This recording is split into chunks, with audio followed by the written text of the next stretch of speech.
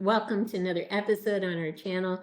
We're continuing on with our World War II figures, and we're talking about another Soviet Union Red Army sniper. In the last episode, we talked about a female Red Army sniper, so we're talking about a male Red Army sniper this time, Vasily Zaitsev, who was portrayed by Jude Law in the movie Enemy at the Gates in 2001, which is quite some time ago, 24 years ago. So we'll talk a little bit more about him, but let me get him on a rotating base so you can, there's not really that much to see in the back, but it might still be interesting. So we'll be right back. There's not a lot of history to tell you because I couldn't find a ton of information. I do know he grew up in a low socioeconomic class. He was the son of peasants. He learned at an early age how to hunt, I think age of 10, and that's where he honed his hunting skills, his shooting accuracy. He eventually went and learned construction. He also learned accounting.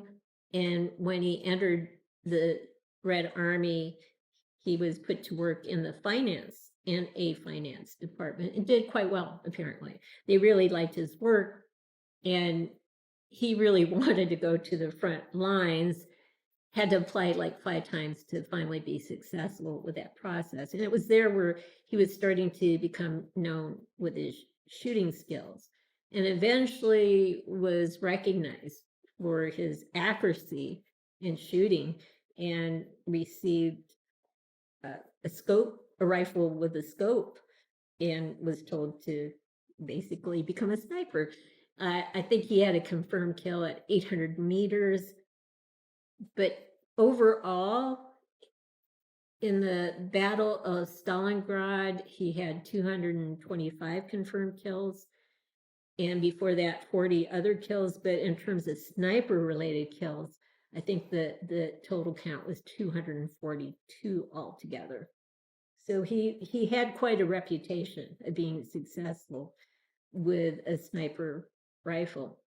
And the movie Enemy at the Gates kind of displayed that as the central theme. He was very good at what he did. Unfortunately, after the war, apparently there was a lot of paranoia that took place, and he was in a detainment camp for 2 years. They thought he was guilty of espionage, and eventually he was released after that paranoia wound down. The only other interesting thing, well, the thing that I found fascinating was that he was involved with a woman who was Russian American at one point in time. Tanya Chernova, had gone to Russia because her grandparents were from Russia and she wanted to bring them back with her. But when she found them, they had already been killed by Germans. And so somehow along the way, she managed to somehow collide with Vasily, and he was training some individuals to be snipers, and she took the training and became a sniper herself. She survived the war. She joined the Red Army, survived the war, and went home, and actually thought they were lovers. She thought he died during the war, and it wasn't until 1969 that she found out that he had survived the war. He actually was married by then, and she was heartbroken because she still very much loved him and didn't know he was still alive. He eventually got into, I think, engineering and textile factory work, but certainly was a legend in his time for doing what he did, which was, of course, a sniper. He had a tendency to use what he called hide and sting, which you hide yourself well, take a few shots at people, and then relocate somewhere else, hide, take a few more shots and so forth. So again, he was very successful at what he did and was considered a hero in terms of World War II. It's sad that that paranoia kind of spread through the Soviet Union, and he suffered time in a detainment camp. But anyway, here he is. We'll get some close-ups now from the bottom of his feet to the top of his head. We'll be right back. So here is his hat at his feet, his black boots, his uniform, with extra padding in the lower parts of his legs. That would be important for a sniper who's kind of crawling on the ground.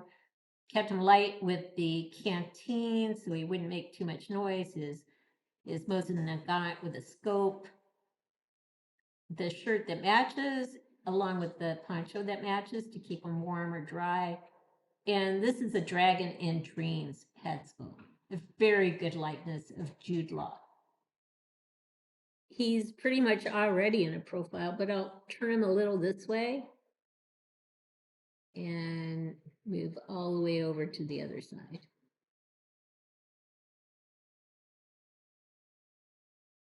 This is actually a really nicely done Dragon in Dreams head sculpt. So we'll pause now and get a tighter close-up of his facial features. Again, we're going to go for this profile over here and move it all the way around.